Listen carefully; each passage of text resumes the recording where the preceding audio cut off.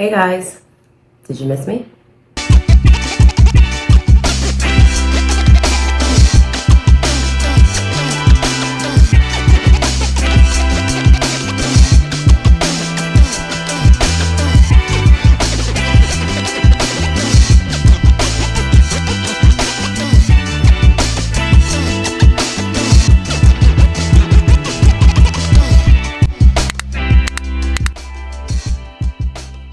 Hey guys, happy new year. We are starting this year off strong, 2024. So I have so much content planned already for this year. So if you are new here and you're watching this video, do not forget to hit subscribe and do not forget to tap the like button so you can be notified when I post new videos every week. So I'm back.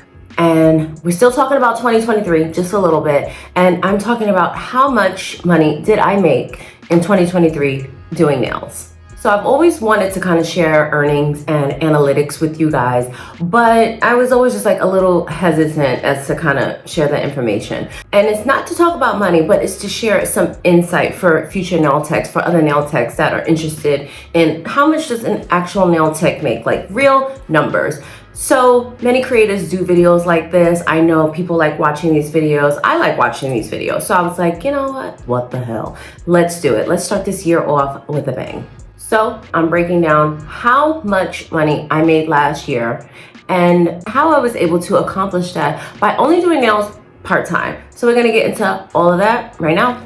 So as you know, I went back to teaching part-time last year. So I had to cut back on my time doing nails in the nail room, kind of a lot, and then a lot, very kind of dramatic a little bit. As the year progressed, it just started to become a lot. So I had to cut my time back. So I was actually only doing nails part-time. I was still have 2 part-time jobs, but I was doing this even less time than I was the teaching job, which is during the week. So for the most part of last year, I worked only 3 days. So Friday is my double day where I teach in the morning and then I do nails in the afternoon. So my first person is around like 4. Maybe I'll be able to take about 1 to 2 people depending on what that person booked. You guys know I do nails and feet. So sometimes only 1 person can fit because I do stop at around like 7. I didn't want to leave too late and then have to go home and come back and all that stuff like that.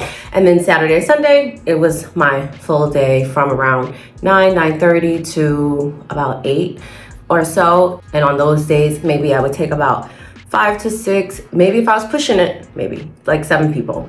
So that would be my Saturday and Sunday. I just kind of jam-packed most of my clients into Saturday and Sunday. And then, you know, again, 1 or 2 people on Fridays. So a goal that I had for myself, if you remember that video that I made for my 2022 recap, was to earn extra income every year. That's always my goal. I don't have a set number. Sometimes, I think I did last year, I wanted to up it by about 20%. So that's about how I see it. So I always just want, you know, more. And which is the reason why I wanted to kind of go back to teaching. I just always want to push for more every year. So while I was actually only working about 3 days, 2.5, 3 days last year, I actually made more money in 2023 than I did the previous year, which I thought was very interesting. And I'm going to tell you how.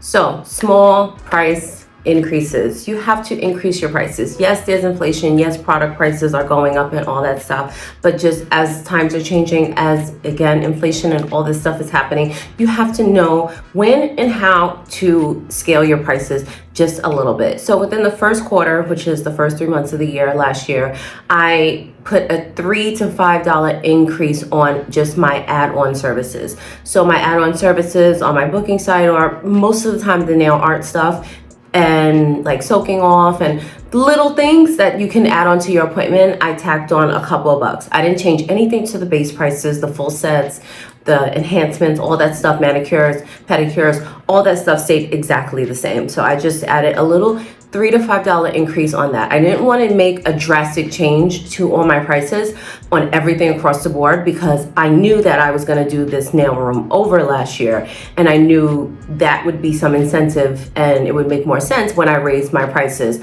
because now I'm creating a better space for my clients. So this is something that I do annually, and I do small increases, not throughout the year, just one time a year when I feel that it's necessary. I take a look at when I made the last increase, how much I need to raise it, if I need to raise it. Sometimes it could be $1 or something. It could be something small. Sometimes it could be a big increase. And again, I don't always make my price increases for every service. So most of the time, I'll separate it again into two categories. We have the add-ons, or sometimes I'll just raise pedicures. Sometimes I'll just raise nails. Sometimes it'll just be the nail art. It depends on what the demand is right in that moment, what I feel like I'm using more product-wise, nail art services and taking more time, so maybe I need to add more money onto that. So it all depends. You have to take a look at what your clients are asking for and then make those price changes accordingly. And again, I always say to you guys, if you're going to make price increases, what are you going to be giving your clients in exchange? It's not a tit for tat type of thing, but if I'm gonna make a price increase and it's gonna be, a $5 increase across the board could be a bit much depending on what your original base price was. So what are you going to do for your clients now? Are you adding something on? Are you creating different space, a different environment? So you have to think about these things when you're doing your price increases. So again, I knew I was doing the nail room over, and I knew right after I finished that in July, I was going to raise my prices because I was creating a better environment for them. Also, if you are offering something to your clients like snacks and coffee and hookah, the thing I see, and while it's trust me, I do have snacks and beverages and coffee and all that stuff. You guys have seen this nail room. If you offer everything to start, I say this all the time, there's no space to level up to, or now your level up has to be so great or so costly. So you have to say, okay, I want to offer, let's say hookah, whatever. But right now I just have water. Okay, now let's add coffee, let's add tea, let's add hookah.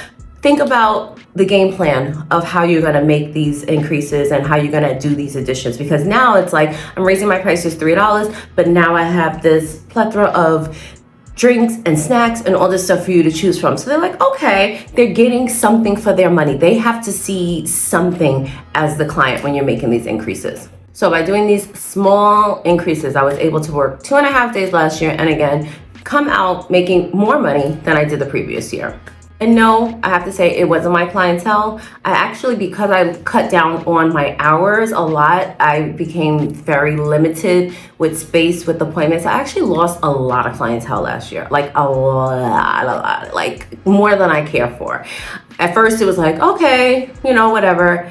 And then I started to see it this year I actually just cut Fridays. So lost even more from just working only Saturday and Sunday. Those that choose to come to me, they know they have to book the appointments ahead. Time is limited, my space is limited, but I did lose a lot of clientele. So it wasn't like I had this abundance of people coming in and out in the 2.5 days. I lost a lot of clientele as well. So that was more shocking to me as well, that I was still able to make more money. So last year, I ended up working about 850 hours. So if I break that down for you, that's equivalent to someone that has a 9-to-5 regular job and only working 5 months in the whole year. So my thing is, work smarter, not harder. Be strategic about your moves and how it's gonna benefit you.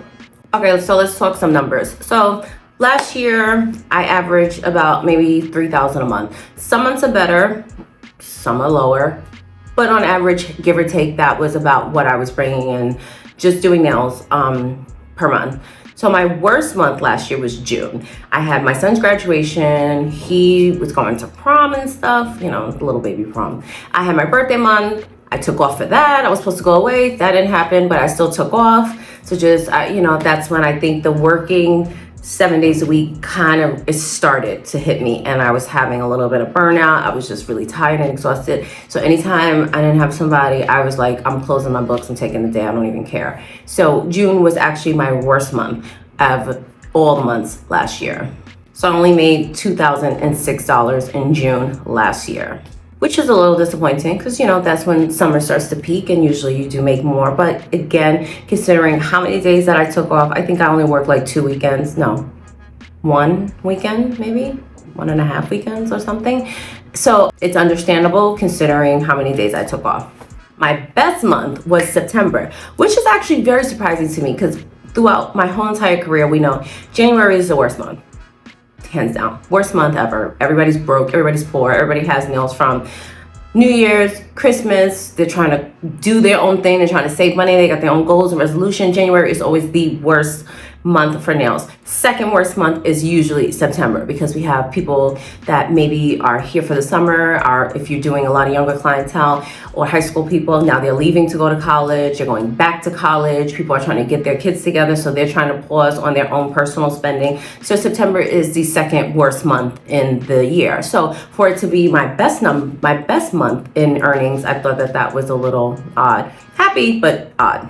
So in September, I was actually able to make $4,400. So that, again, was a little nice little chunk that I was able to make, especially considering how, again, it is normally a slower month.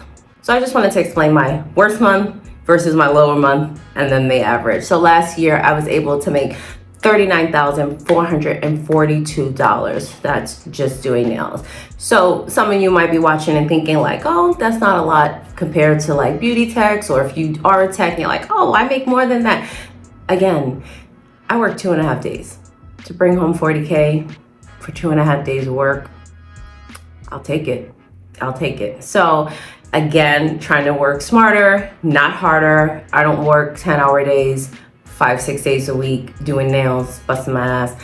I don't. And, so I was grateful for that. So I say this to share insight that if I was able to make almost 40K with 2.5 days of work, now imagine, again, if you are somebody that's working 5-6 days a week, working 8 hours, having your clientele, making these small increases. Can you imagine what you can bring in? So this is why we do these videos, to just share a little bit of insight on what the possibilities could be for an actual full-time nail tech. And I do have other sources of income, so it wasn't just that for last year. That was, again, just doing nails. I also want to point out that a good chunk of that came from pedicures, actually. So I went back into my system and took a look at my analytics, and guys, I stress all the time about doing pedicures. Whether you want to do dry pedicures, the real deal, have different types of pedicures, a lot of that actually came from pedicures. So it was, sorry if you see me looking down, I'm trying to read my notes, $8,851 was just pedicures alone last year. That was it. That was a part of that 39,000. So I thought that was very interesting to see. So imagine not doing that number would have came down. Again, if I was full-time, I could have even increased that number. If I were to, I didn't have a lot of time to put into pedicures like I normally do. Normally I switch them out monthly and I try to have something different. I didn't really have the time to put into it. So it could have actually even been more. So if you are a nail tech and you've been contemplating doing pedicures or hesitant to start doing pedicures, now is the time. Pedicures are a huge income source. They're a great addition to add on to your service menu. So do not be hesitant. Do it. Again, even if you need to start off by doing dry pedicures before you do a real deal, before you make an investment into equipment and all this stuff, offer something. You can easily do a dry pedicure at your nail table with your client's foot on your leg, scrape their foot. You use the space that you have, but offering that service is going to increase your income automatically. So again, I wanted to share this information with you just to give you a little insight into how much the nail techs actually make. So you see how much that I make. I work part-time or barely part-time, and I was able to still bring in a decent income. So if you are an aspiring nail tech and you're thinking, I'm so hesitant to maybe leave my job or whatever your case may be, there's money in this industry, and if you're willing to put in the work, price yourself accordingly and know how to be strategic about your moves, you can actually probably make more in this industry than you could in a lot of others. So if you like this video, do not forget to hit the like button. Thank you so much for watching. Do not forget to subscribe, and I will see you next time. Bye.